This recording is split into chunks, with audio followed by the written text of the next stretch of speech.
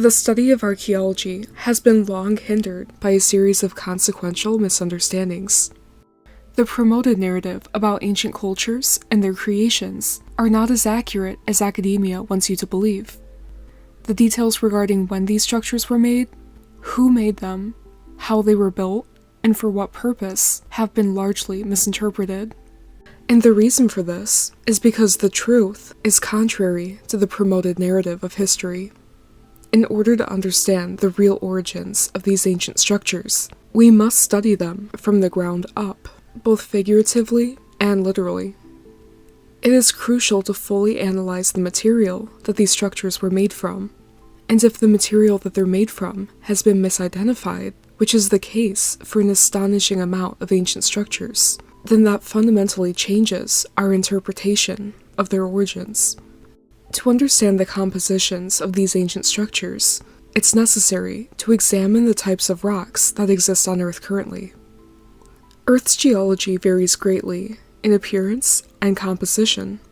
Among the most notable geological formations on the surface of the Earth include the Grand Canyon in Arizona, which is made of dozens of colorful layers of sedimentary rocks, including limestone, sandstone, and shale. Then there's the 12 Apostles off the coast of Australia, which are large pillars of organic limestone, made from the compacted remains of calcium carbonate-rich organisms. Mount Everest in Nepal is composed of a combination of igneous rocks, inorganic sedimentary rocks, and organic sedimentary rocks, which contain fossils of marine organisms. In Utah, there's the Bryce Canyon and the Arches National Park, both of which are made of stratified sandstone in a stunning variety of colors.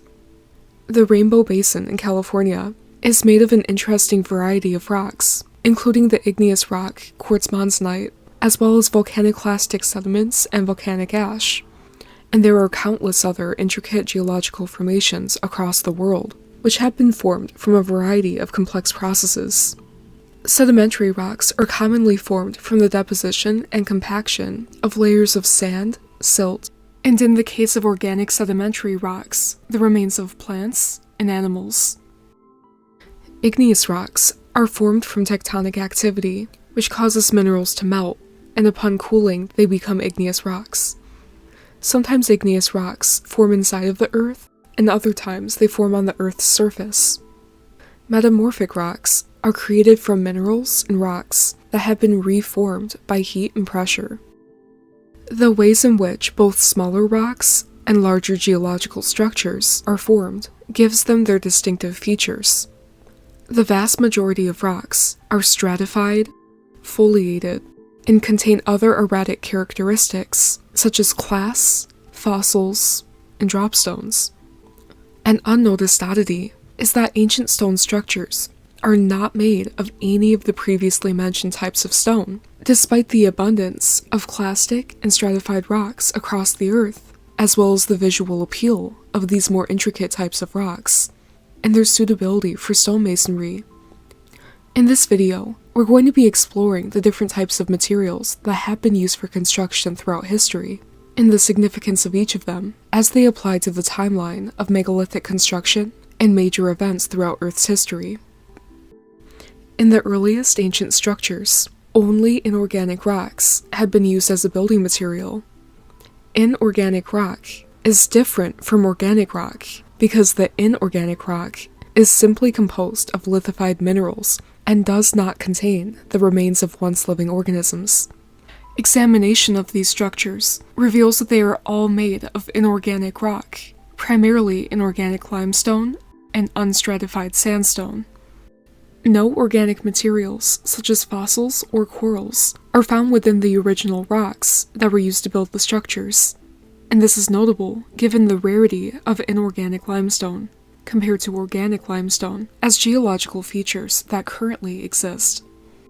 An example of an ancient structure made of inorganic limestone is the Hypogeum of Malta. Previously, the structure had been erroneously identified as being composed of organic limestone, which was referred to as Globigerina limestone, due to the abundance of Globigerina limestone in the surrounding area. When the Hypogeum was originally constructed, however, Globigerina limestone was not able to be used as a building material, because Globigerina limestone was not present anywhere, since the conditions to form Globigerina or any other type of organic or stratified sedimentary rocks had not yet occurred. There is no geological evidence that the rocks composing the Hypogeum of Malta are made from any organic materials. Through petrographic microscopy, only the currently existing Globigerina limestone on the coast of Malta has been confirmed to be composed of organic material. No tests have indicated that the Hypogeum's rocks consist of organic materials. Globigerina limestone and other types of organic sedimentary rocks were created during the second ancient cataclysm, also known as the worldwide flood, when there was a mass extinction of marine and other life, which accumulated, compacted, and lithified rapidly due to the force and hydrostatic pressure of the very deep floodwaters. The floodwaters were also heated and mineral-rich due to the co-occurring worldwide tectonic activities, contributing to more rapid lithification of organic materials during the cataclysm. Only structures created after the worldwide flood were able to be made from the rocks that were created by the flood. There are many more ancient pre-cataclysmic structures, in addition to the Hypogeum of Malta, that were made from inorganic pre-cataclysmic rocks, and these structures will be examined later in this video. But before then, it's important to discuss the other types of rocks that were used to build ancient structures and the origins of those rocks. This way, you'll have a better understanding of the types of materials that ancient builders did and did not use, and when the different types of building materials were used. Prior to the worldwide cataclysm, there was a first, smaller catastrophe, which flooded a third of the Earth. During this first ancient cataclysm, which initiated the breakup of the supercontinent Pangaea, there were intense tectonic activities that set off volcanoes worldwide, so that even during this first, smaller catastrophe, large amounts of igneous rocks were formed, including granite and basalt. These igneous rocks had not been available on the surface of the Earth for ancient builders to construct with before the first catastrophe. Volcaniclastic materials, such as tuff, were also created by the first catastrophe due to the copious amounts of ash emitted from the widespread volcanic eruptions. This enabled ancient builders, after the first catastrophe, to build structures out of the lithified volcanic ash. The formation of tuff was explained in depth in a previous video on this channel about the Malta cart ruts, where we had explored some tracks that had been left by ancient people as they traversed through the dense mounds of volcanic ash during the first catastrophe, and these tracks were preserved when the volcanic ash lithified. An ancient text known as Sefer HaYashar, or the Book of Jasher, explains that the first catastrophe occurred as a warning from God to convince the inhabitants of Earth to stop doing immoral things constantly. And the Lord caused the waters of the river Gihon to overwhelm them, and he destroyed and consumed them, and he destroyed the third part of the earth. And notwithstanding this, the sons of men did not turn from their evil ways, and their hands were yet extended to do evil in the sight of the Lord. And every man made unto himself a god, and they robbed and plundered every man his neighbor, as well as his relative. And they corrupted the earth, and the earth was filled with violence. And the sons of men in those days took from the cattle of the earth, the beasts of the field, and the fowls of the air, and taught the mixture of animals of one species with the other, in order therewith to provoke the Lord. And God saw the whole earth, and it was corrupt, for all flesh had corrupted its ways upon earth, all men and all animals. And aside from humans and animals being corrupt, there were other creatures also doing corrupt things, which in many cases were worse than what the humans were doing, and those creatures needed to be eradicated as well. After the first warning catastrophe, God instructed Noah and Methuselah to warn everyone that he would give them 120 years to correct their behaviors, and if the corrupt people did not correct their behaviors, God would have to wipe the entire world clean with a cataclysm in order to eliminate their corruption. And after the lapse of many years, in the 480th year of the life of Noah, when all those men who followed the Lord had died away from amongst the sons of men, and only Methuselah was then left, God said unto Noah and Methuselah, saying, Speak ye, and proclaim to the sons of men, saying, Thus saith the Lord, Return from your evil ways and forsake your works, and the Lord will dismiss the punishment that he declared to do to you, so that it shall not come to pass. For thus saith the Lord, Behold, I give you a period of 120 years. If you will turn to me and forsake your evil ways, then I will also turn away from the punishment which I told you, and it shall not exist, saith the Lord. But the sons of men would not hearken to them, nor incline their ears to their words, and they were stiff-necked. And the Lord granted them a period of 120 years, saying, If they will return, then will God dismiss their punishment, so as to not destroy the earth.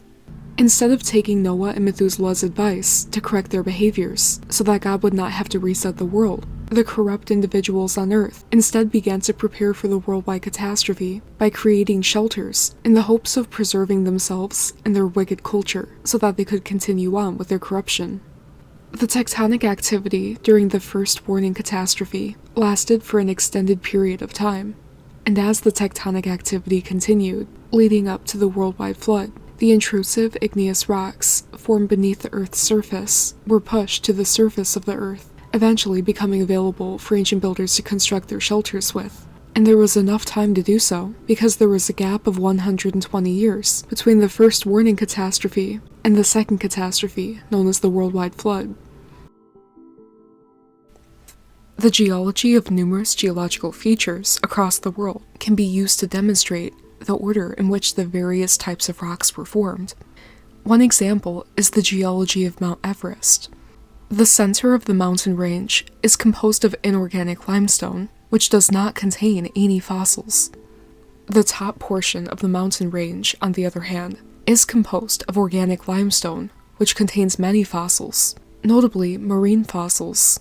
This arrangement indicates that the inorganic limestone base had existed first, and marine sediments were deposited and compacted on top of this inorganic limestone base.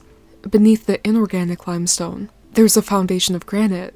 Granite is an intrusive igneous rock that was formed beneath the surface of the Earth and pushed upwards towards the Earth's surface by further tectonic activities. The same geological pattern is present in the composition of other mountain ranges worldwide, including the Teton Range in Wyoming and the Jotunheimen Range in Norway and Sweden. The Ural Mountain Range, dividing Europe and Asia, contains numerous granitic batholiths and stocks within greater igneous intrusions, as well as the original inorganic basement rock. The Carboniferous organic sedimentary rock is only present above the inorganic basement rock and the igneous rock, meaning that the organic sedimentary rocks were deposited on top of the inorganic basement rock and the igneous rock. The regions in which large amounts of granite were utilized by ancient builders indicates where the most volcanic activities had been during the extent of the first catastrophe, which made igneous rocks available for use in construction.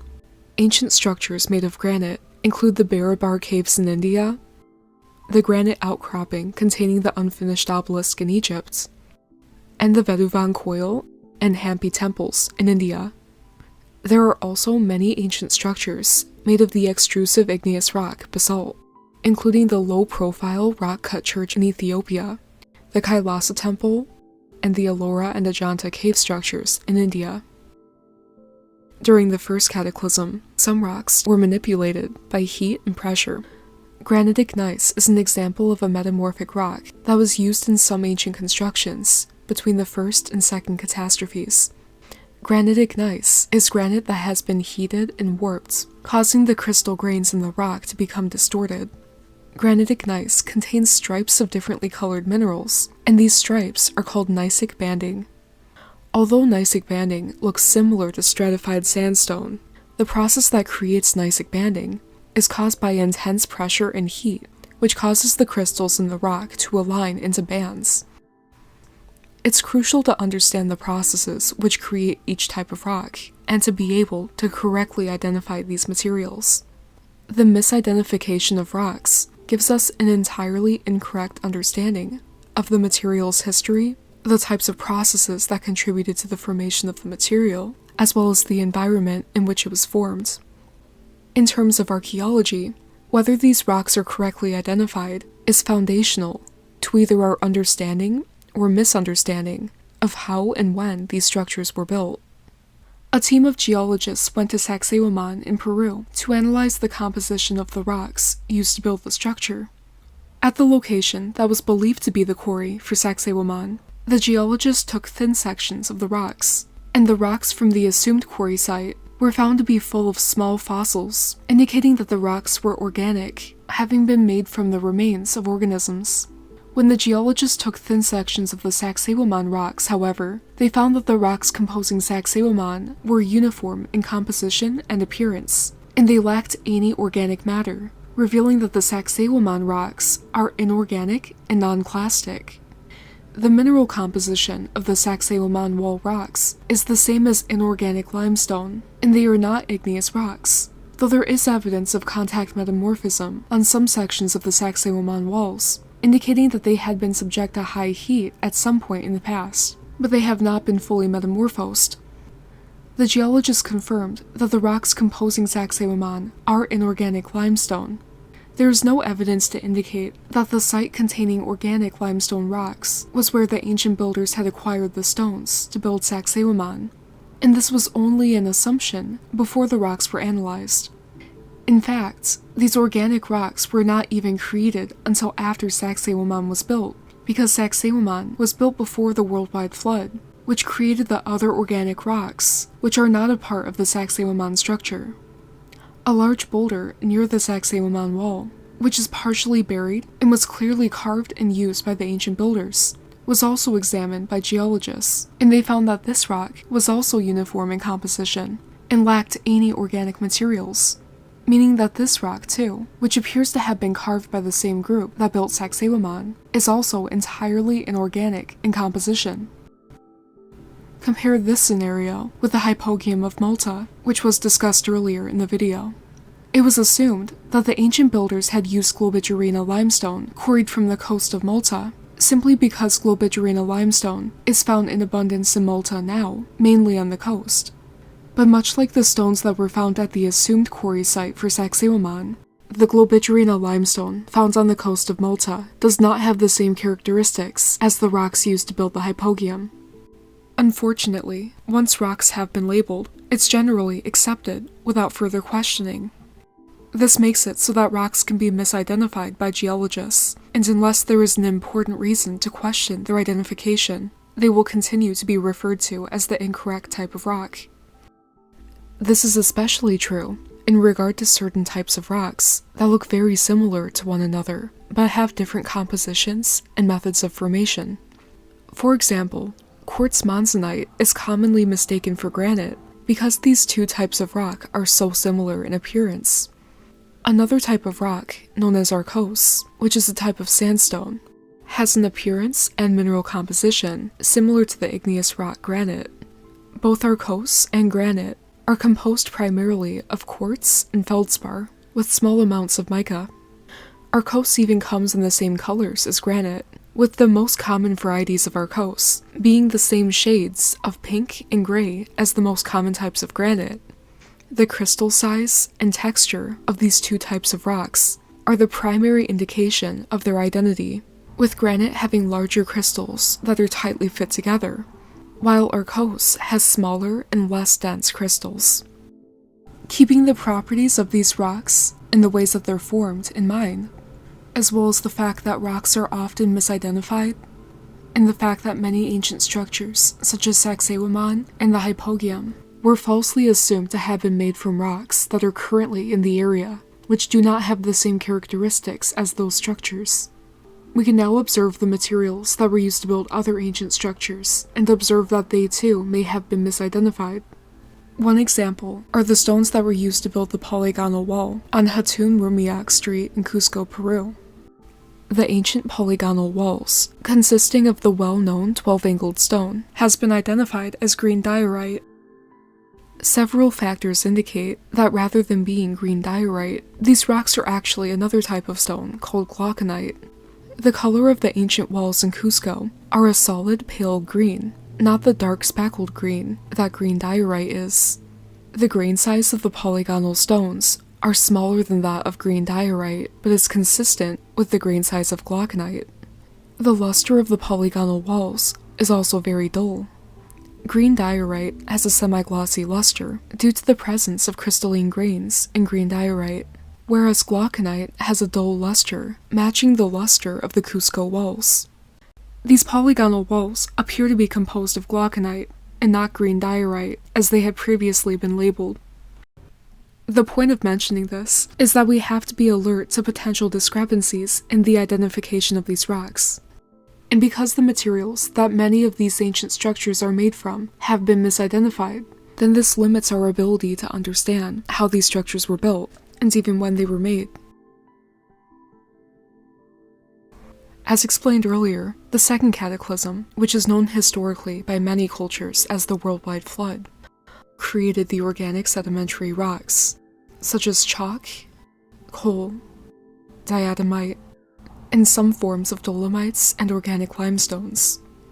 The majority of metamorphic rocks on Earth were also created during the second catastrophe, the worldwide flood, due to the intensity and wide range of the tectonic activity, which was even greater than that during the first catastrophe. And the floodwaters that were present during the second catastrophe were deep, mineral-rich, and high temperature, exerting an abundance of hydrostatic pressure on already existing rocks. After the second catastrophe, the survivors were able to use the newly formed flood-made rocks, including organic sedimentary rocks such as coralline limestone, as well as the stratified rocks that were created when layers of sediment were deposited, compacted, and lithified during the worldwide flood. Evidence of previous saturation with mineral-rich floodwaters in the past can be observed in the form of mineral stains on the surface of many pre-cataclysmic structures. These mineral stains were caused by a combination of calcium carbonate deposition when the structures had been saturated with calcium carbonate-rich floodwaters, leaving white stains on the rock, and the catalyzed oxidation of iron on the surface of the stone due to prolonged saturation with impure water, creating the discolored bands on the rock. Ancient structures, such as the Badami caves in India and Petra in Jordan, have rings of calcium carbonate and iron oxide deposits called lysagon rings, created by the chemical segregation of iron oxides and other minerals during weathering. There are also vertical mineral stains on the exterior of many of the ancient structures, which were left by mineral-rich water running down the structures. The lysagon rings were formed due to minerals being left by precipitation reactions as the floodwaters evaporated, comparable to the processes that create mineral stains on ceilings in modern buildings after flooding. Although it may seem that these ancient structures are made of stratified rock, these rocks are not stratified. The stripes on the rock were only caused by discoloration from staining that occurred after the structures were built. The structures of Petra were built from red sandstone that is unstratified and does not contain fossils. But on top of and surrounding the red sandstone that contains the Petra structures, there are deposits of white sandstone that have been compacted. These deposits of white sandstone are stratified and do contain fossils. The team had found white sand in a valley exclusively of red rock. What they uncovered was these massive beds of a very white sandstone that would lead us to conclude that Petra may have literally been hit by a massive, massive flood. During both ancient catastrophes, especially the second worldwide catastrophe, many ancient structures were damaged due to scouring by debris, weathering, and the deposition of flood-carried sediments onto and around the structures. Post-worldwide flood societies across the world discovered these pre-cataclysmic structures, and they excavated them, repaired them, and appropriated them. Many of these pre-flood structures have been repaired even more recently, especially during the 1800s. The Abu Simbel structure in Egypt, for example, was originally created before the second ancient catastrophe, known as the worldwide flood, which was initially made from unstratified sandstone. The structure now appears to be stratified, however, due to the methods that were recently used to reconstruct Abu Simbel when the entire structure was relocated between 1968 and 1979. The way in which the statues have been dismantled and reassembled left marks similar in appearance to stratifications.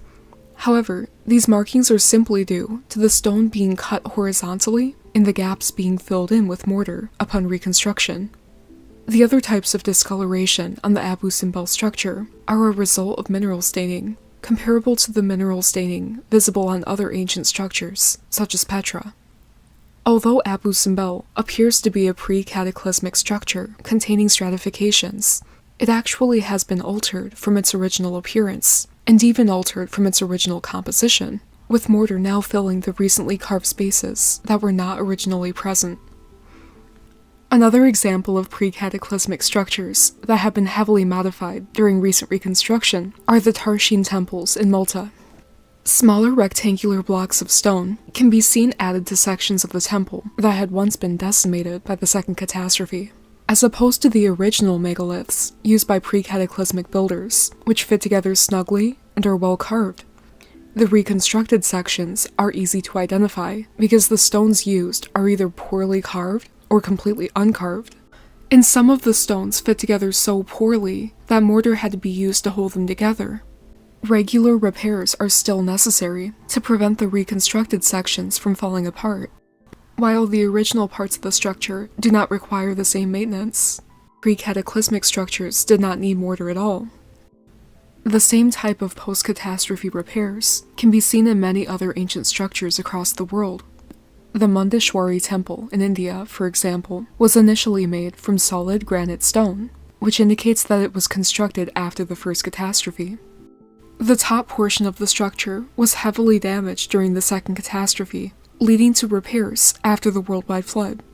These repairs were made using smaller stone blocks, many of which are crudely carved and are held together by mortar, starkly contrasting with the original parts of the structure. The Hampi temples in India were also significantly damaged during the worldwide flood.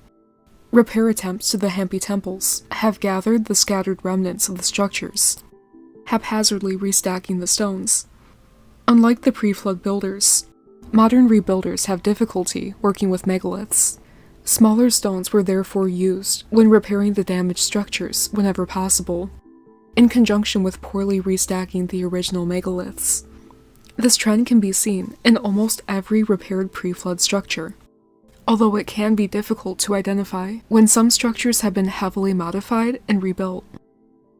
No pre-cataclysmic structures are made from stratified rock composed of layers of lithified sediment. The reason why there are no pre-cataclysmic structures made from stratified rock is because the conditions had not yet occurred to create stratified rock, at least not in enough abundance to use for construction. The large masses of stratified rock that are present across the world currently were created when large amounts of sediment and debris were transported, deposited into layers, and compacted during the worldwide flood. No fossils are present inside of the stone blocks composing any pre-cataclysmic structures. Geologists have discovered small marine fossils on the surface of some of the stone blocks composing the Great Pyramids of Giza. Despite fossils being found on the surface of the blocks, no fossils have actually been found embedded inside of any of the pyramid's blocks.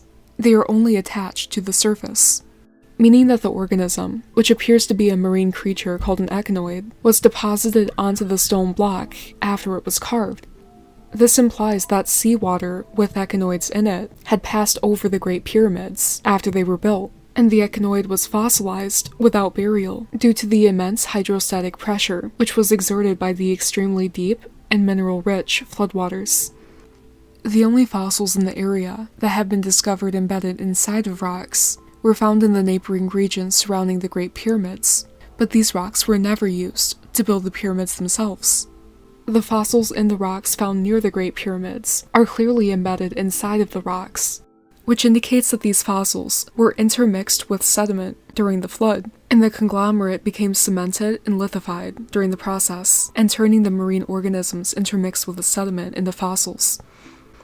There are a few stone structures across the world that do contain fossils. However, there are clear signs that these crude structures were built after the worldwide flood, and these structures were made from rocks that were created by the flood.